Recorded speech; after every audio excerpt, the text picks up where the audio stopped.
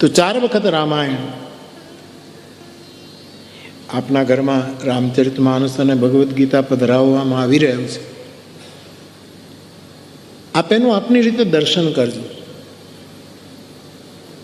વાંચી ન શકો, પાઠ ન કરો તો પણ તમારા ઘરમાં હશે તો પણ આના અણુ પરમાણુ ઘરને અને આપણા ભીતરને બંનેને બહુ જ મદદ કરશે. એટલા માટે 4 વખત બતાવ્યું હોય.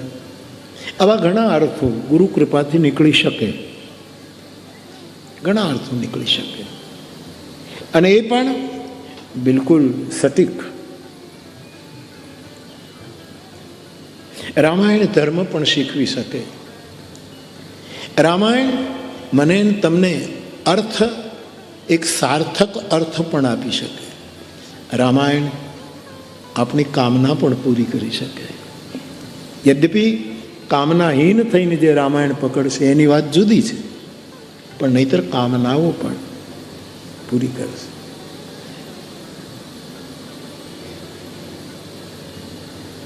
રામાયણ મોક્ષની યાત્રા કરાવી દેશે. એટલે ધર્મ, અર્થ, કામ અને મોક્ષ એ પણ, કારણ કે આની કોઈ હિતિ જ નથી, મિતિ નથી, એવો આ ગ્રંથ. એટલે હું તો મારી વાત કહું, તમને પણ એવું જ લાગતું હશે એમ માનું છું. તમારા વતી બોલું છું, હું તમારા વતી મને કહું છું કે તમારો પણ એવો અનુભવ હશે કે આ કથા રોજ નવી છે, રોજ નવી.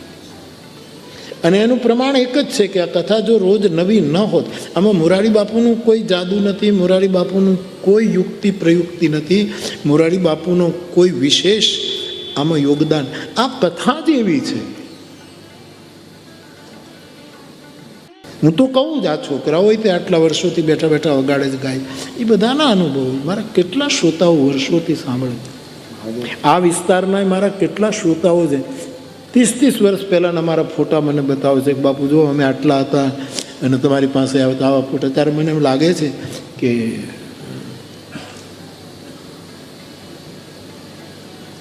જન્મ જન્મ કા સાથ હૈ નિભાને કો.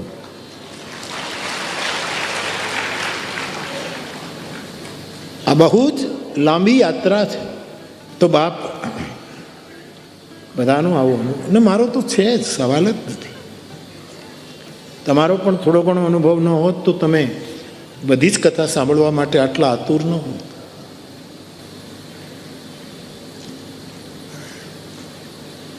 મને પણ જેમ એક પ્રજાપતિ હોય, કુંભાર હોય, એ તો નક્કી કર્યું હોય, પણ ઘણી વખત કુંભાર એક માટીનો પીંડો ચાકડા ઉપર મૂકે, પછી એને નક્કી ન પણ કર્યું કે મારે આમાંથી શું કરવું છે, અને પછી ઓચિંતા એ પાણી થોડુંક નાખી અને પોતાની પાણીવાળા હાથ કરીને ચાકડો ફેરવતા એમાંથી કોઈક નવો જ ઘાટ નીકળે. એમ હું અહીંયા આવ્યા પછી આ ચાકડો ફેરવું જ મને ખબર નથી કે આમાંથી કયો ઘાટ નીકળશે.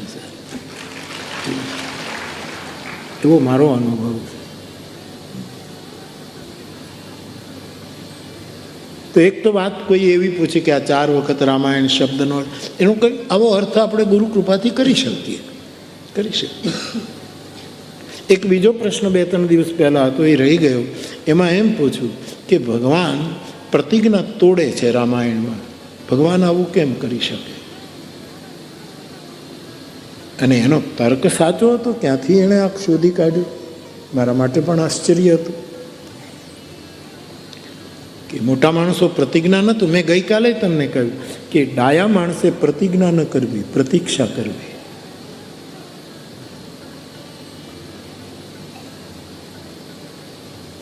કાં તો શિવ સંકલ્પ કરવો. આપણા જીવના સંકલ્પોના કોઈ ઠેકાણા નથી. શિવ સંકલ્પ કરવો.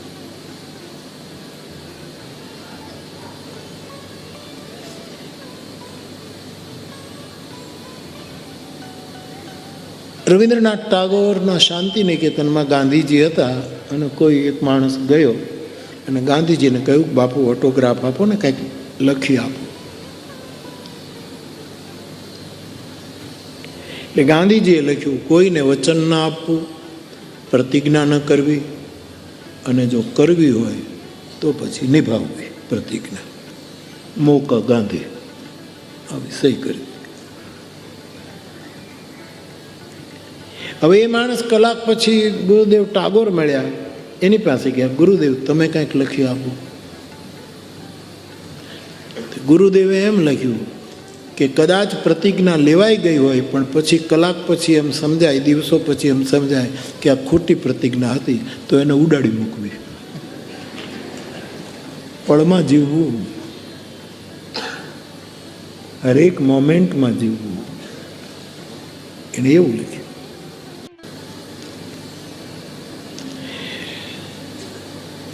તો જે પ્રશ્ન મારી પાસે આવ્યો તે આવ્યો કે ભગવાન રામે પ્રતિજ્ઞા તોડી છે. રામ પ્રતિજ્ઞા તોડે? પણ હવે પછી એણે જે મને કીધું કે બાપુ આનો ખુલાસો કરજો, અને પ્રશ્ન સારો છે પણ પૂછનારનો ઈરાદો ખરાબ છે. કારણ એ સનાતની નથી. એણે ચોખ્ખું લખ્યું છે કે હું ઈસાઈ છું, કથામાં આવું છું, દૂર બેસું છું. તમે આવો બાપા, આવો આવો, આ તમારા માટે પણ પ્રેમ યજ્ઞ છે. આવો, તમે એનો પ્રસાદ લો. આ પ્રસાદ પેટમાં જશે તો તમને પેટમાં સારું લાગશે. એટલે એને જુદી રીતે એમ એનો વ્યંગ એ છે. પણ સારું થયું મને પૂછવું, આવે છે એટલે સ્વાગત છે, હું સ્વાગત કરું.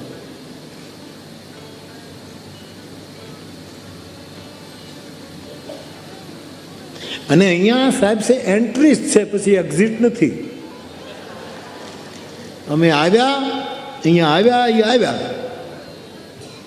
પછી અહીંથી તમે થોડોક સ્વાદ લેશો ને પ્રસાદ લેશો તો પછી કથાનો સ્વાદ લો ને ભંડારાનો પ્રસાદ લો, પછી તમે નીકળી નહીં શકો લગભગ. એટલે ટૂંકમાં સારો પ્રશ્ન છે. ભલે એણે જે ઈરાદાથી, પણ વાત તો એણે સારી પકડી.